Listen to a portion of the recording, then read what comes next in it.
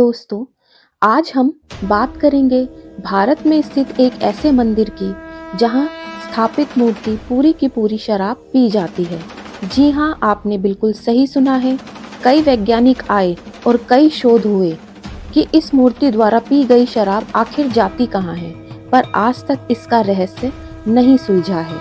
और परेशान होकर वैज्ञानिकों ने यह मान लिया है कि सच में यहाँ जो भी हो रहा है वह विज्ञान जगत से भी परे है। शिप्रा नदी को पवित्रता का प्रतीक माना जाता है। इसका वर्णन पुराणों के अतिरिक्त कई धार्मिक ग्रंथों में भी मिलता है। इस पवित्र नदी के तट पर उज्जैन सहित अनेक प्राचीन नगर, मंदिर व धार्मिक स्थल विद्यमान हैं। ऐसे ही प्राचीन धार्मिक स्थलों में से एक है उज्जैन का प्रसिद्ध काल भैरव मंदिर।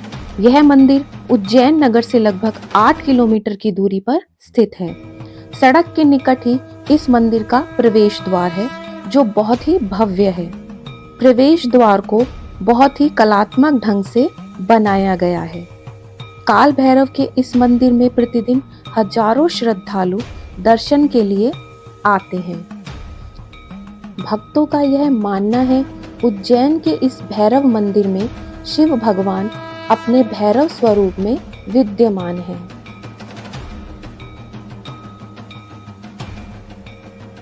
इस मंदिर के बारे में ये कहा जाता है, अगर कोई उज्जैन आकर महाकाल के दर्शन करे और काल भैरव के दर्शन ना करे तो उसे महाकाल के दर्शनों का आधा ही फल मिलता है। इस कारण महाकाल के दर्शनों के उपरांत श्रद्धालु काल भैरव के दर्शन भी अवश्य करते हैं। धार्मिक मान्यताओं के अनुसार काल भैरव को यह वरदान प्राप्त है कि भगवान शिव की पूजा से पहले उनकी पूजा की जाएगी। प्रवेश द्वार के बाहरी भाग में पूजा सामग्री उपलब्ध कराने वाला एक बाजार है। समय के साथ विकसित इस बाजार में आपको पूजा से संबंधित सभी प्रकार की सामग्री मिल जाएगी। धूप, दीप, नारियल, बेलपत्री, सभी प्रकार के चढ़ावे का सामान इन दुकानों में उपलब्ध है।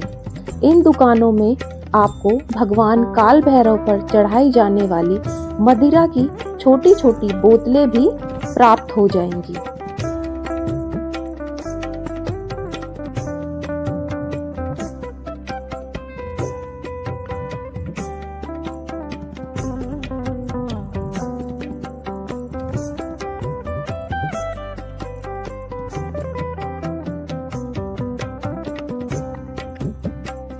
प्रवेश द्वार को पार कर भक्त मुख्य मंदिर के परिसर में पहुंचते हैं। मंदिर का यह परिसर विशाल, भव्य और आकर्षक है। मंदिर परिसर में पग धरते ही मन में एक अद्भुत सी शांति का एहसास होता है। ऐसा आभास होता है मानो सारे दुख दूर हो गए हैं। एक ऊंचे टीले पर बने मंदिर के चारों ओर परकोटा बना हुआ है। उज्जैन में काल भैरव को शहर का रक्षक या शहर का कोतवाल माना जाता है।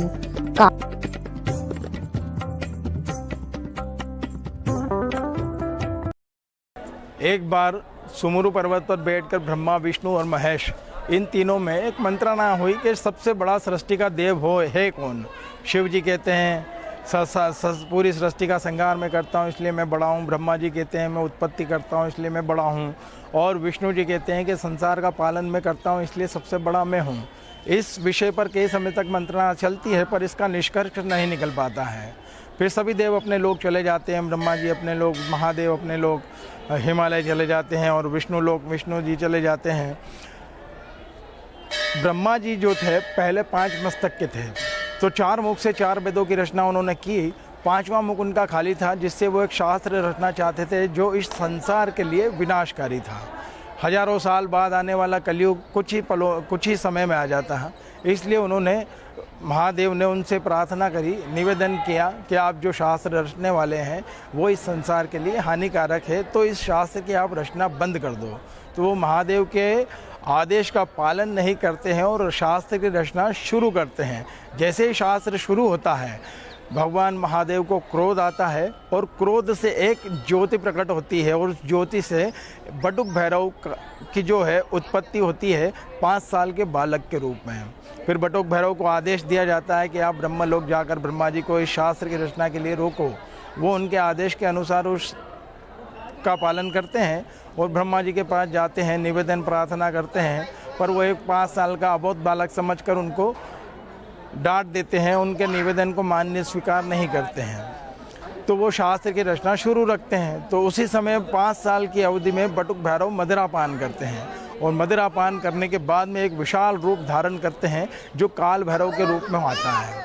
फिर उस रूप को धारण करने के बाद में वो अपनी तीक्ष्ण अंगुली से ब्रह्मा जी के मस्तक का छेदन कर देते हैं। जब ब्रह्म हत्या के मस्तक का छेदन होता है तो ब्रह्मा जी का जो मस्तक है वो बटुक भैरव के हाथों में फंस जाता है और ब्रह्म हत्या का दोष भी लगता है।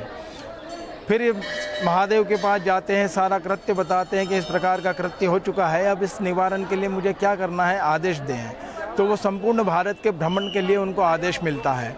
फिर सारे भारत के भ्रमण के लिए भावा निकल पड़ते हैं और पूरा निकलते निकलते जो है पुष्कर राज पहुँचते हैं। पुष्कर जैसे ही जाते हैं तो वहाँ उनके हाथ से ब्रह्मा जी का 5वां मस्तक छूट जाता है। 5वां मस्तक जैसे ही छूटता है और पृथ्वी पर गिरता है, जिस स्थान पर ब्रह्मा जी के मस्तक जो है ज़मीन पर गिरा, उसी स्थान पर ब्रह्मा के कपाल की क्रिया कर देते हैं। तो वो जो है तीर्थ ब्रह्म कपालिक तीर्थ के नाम से प्रख्यात होता है। और चूँकि ब्रह्मा जी हैं तो जगत पिता, संसार की उत्पत्ति है उन्हीं से ही। तो पूरे संसार में, पूरे भारतवर्ष में एक ही मंदिर है पुष्कर राज में, जो ब्रह्मा जी का पुष्कर में मंदिर है। उसके बाद फिर वापस ब्रह्मा के कपाल की क्रिया तो हो गई, पर ब्रह्म हत्या के दोष का निवारण नहीं हुआ। तो वापस महादेव के आदेश के अनुसार वो उज्जैन महाकाल वन में आते हैं। उज्जैन अवंतिका का जो नाम है वो सर्वप्रथम नाम महाकाल वन रहा। महाकाल वन में आते हैं। यहाँ एक संकट मोचन घाट है। संकट मोचन घाट पर बैठकर स्नान करते हैं और यहाँ ये जो भगवान काल भैरव का जो मंदिर है, ये एक भैरव पर्वत है। इस भैरव पर्वत पर बैठकर भगवान शिव की आराधना करते हैं, तब उस दोष का यहाँ पर निवारण होता है।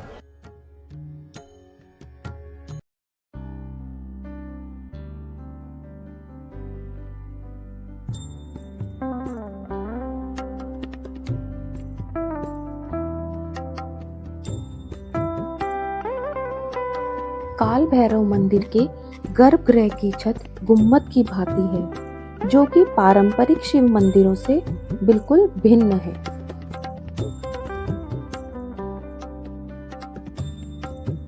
यहाँ पर भगवान भैरव मुकुट रूपी एक पगड़ी पहने हैं, एक आसन पर विराजमान है। यह पगड़ी मराठा राजाओं द्वारा भेंट की गई थी। इस परंपरा का निर्वाह आज भी किया जा रहा है। सिंदूरी वर्क से लेपे उनकी प्रतिमा बड़ी बड़ी आंखों वाली है तथा जीभ बाहर निकली हुई है। फूलों तथा आभूषणों से सुसज्जित उनकी प्रतिमा का केवल मुख ही दृष्टिगोचर होता है। यहाँ भगवान का तांत्रिक रूप विराजमान है।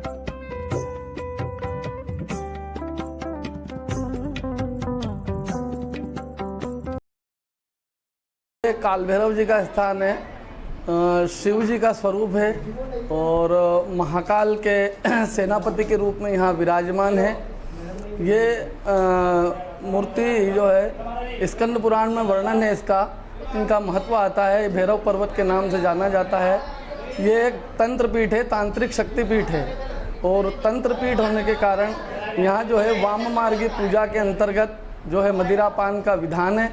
यह मदिरा पान बाबा को मंत्रों के माध्यम से साक्षात अवस्था में इसको ग्रहण करवाया जाता है। बाबा इसका पान करते हैं और ग्रहों की शांति के लिए लोग ये मदिरा लाते हैं और मदिरा का पान बाबा साक्षात रूप में ग्रहण करते हैं, इसको पीते हैं। ये मदिरा कहाँ जाती है इसका आज तक कहीं कोई पता नहीं चला है। यहाँ पर शोध हुए, रिसर्च हुए, लेकिन आज तक इस मंदिर से मदिरा कहाँ जाती है ये। मंदिर में मदिरा को एक छोटी सी कटोरी में निकालते हैं और बाबा के मुंह से लगा देते हैं और देखते ही देखते भोग लगाने के बाद सारी मदिरा कटोरी से बहुत ही आश्चर्यजनक तरीके से गायब हो जाती है। ये दृश्य देखकर सभी हैरान रह जाते हैं। उस प्लेट में मदिरा की एक बूंद भी नहीं बचती। ये सिलसिला लगातार चलता रहता है। एक के बाद एक भक्त आते हैं और बाबा की मूर्ति मदिरा पान करती रहती है। यह दृश्य देखकर सभी के मन में यह प्रश्न आता है कि आखिर ये मदिरा जाती कहाँ है। पर काल भैरव बाबा पर अटूट श्रद्धा रखने वाले भक्तों का ये पक्का विश्वास है कि मदिरा का पान काल भैरव स्वयं करते हैं।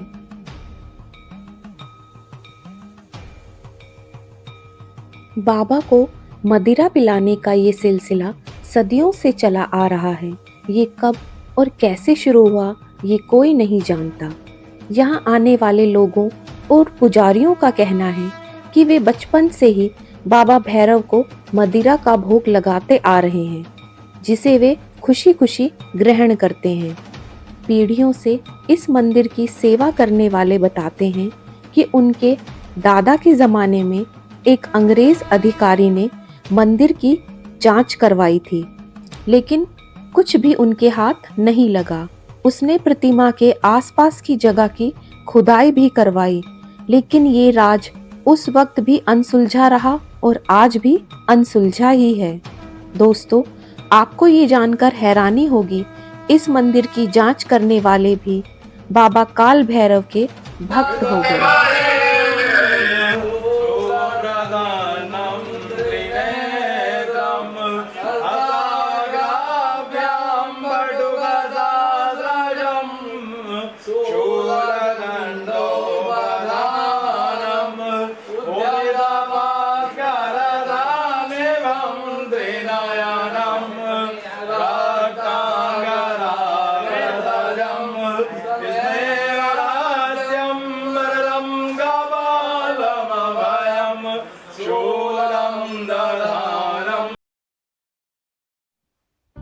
पानीपत में पराजय के बाद मराठों के शासक महाजीत सिंधिया ने अपनी पगड़ी बाबा को अर्पित की थी। उन्होंने भगवान से ये प्रार्थना की थी कि युद्ध में विजयी होने के बाद वे मंदिर का जीर्णोद्धार करवाएंगे। काल भैरव की कृपा से उन्होंने युद्ध में जीत प्राप्त की। इसके बाद उन्होंने मंदिर का जीर्णोद्धार करवाया। तब से मराठा राजाओं की पगड़ी भगवान काल भैरव के शीश पर पहनाई जाती है। इसके बाद यहाँ कई बार मंदिर का नवनिर्माण भी कराया जा चुका है। मंदिर परिसर के उत्तरी दिशा में पाताल भैरवी नाम की एक छोटी सी गुफा है। यह गुफा एक तरफा ही है। जिस ओर से भक्त इसमें प्रवेश करते हैं, उसी ओर से उन्हें बाहर भी आना होता है। इस कारण इसमें एक एक भक्त प्रवेश करते हैं और उसके बाद बाहर आने के पश्चात ही दूसरा भक्त इसमें प्रवेश पाता है।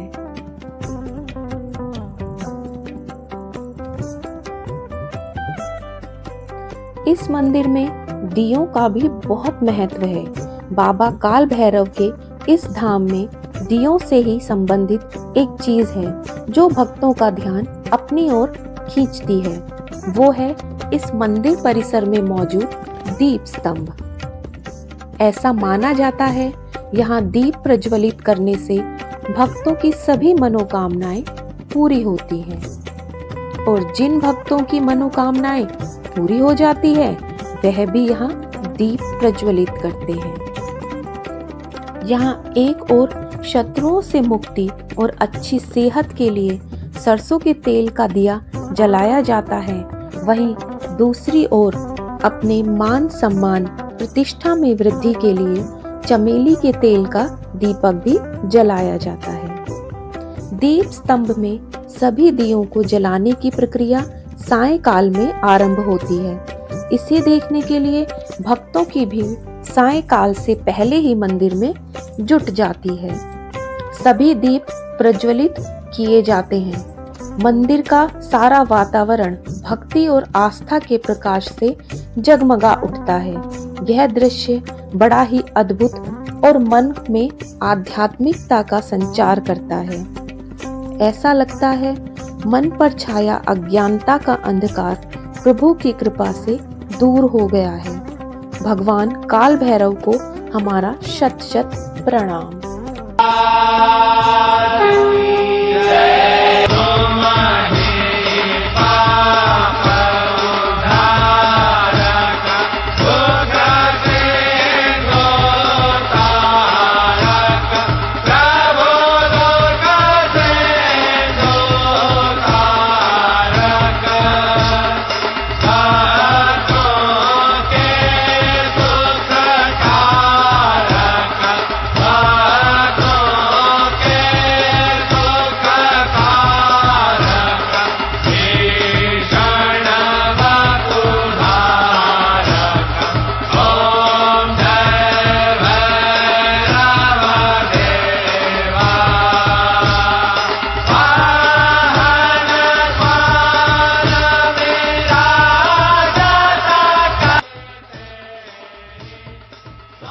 फ्रेंड्स, आज की ये वीडियो आपको अच्छी लगी हो तो प्लीज़ चैनल सब्सक्राइब कीजिए, वीडियो को लाइक ज़रूर कीजिए और इस रोचक जानकारी को अपने फ्रेंड्स और फैमिली के साथ शेयर ज़रूर कीजिए। और जो चैनल पे नए हैं प्लीज़ चैनल सब्सक्राइब कर लीजिए ताकि आने वाली नई इंटरेस्टिंग रोचक वीडियो के नोटिफिकेशन आपको टाइम टू टाइम मिलते रहें। जय काल भैरव बाबा। मिलते हैं नेक्स्ट वीडियो में।